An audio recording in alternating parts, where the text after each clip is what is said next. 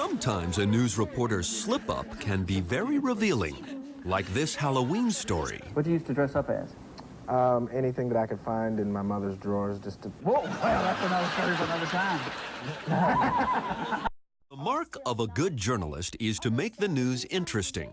And for her story on breast implants, I'd say this reporter has done her job. Hundreds of women are still taking a chance on implants in search of that perfect figure. Oh.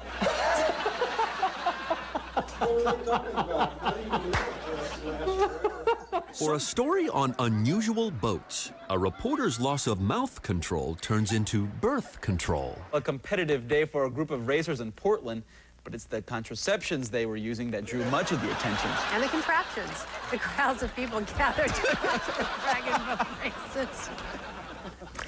And that's our news, sports, and weather. We'll see you again at 11. Good night, everybody.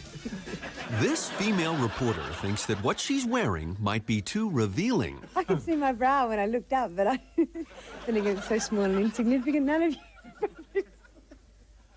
Which results in her co-anchor making a tiny revelation of his own. Would you like to see my underpants? No. If we're talking about small and insignificant. One thing you don't get these days is a lot of sexy stories out of the Middle East. The harsh conditions in the Saudi desert have created numerous problems. One of the biggest ones, sand and grit getting into the servicemen's rifles. But some American ingenuity and the problem was solved. We got a letter. Could we send condoms to put over top of the guns to keep the dust or the sand out so that the guns would be functional? So the Safetex company is going to be sending thousands of condoms to the Gulf, and they are for gun use only. Okay, we're not going to snicker here because we're all adults, and we know how serious it is getting a little grit, you know, in your firing mechanism.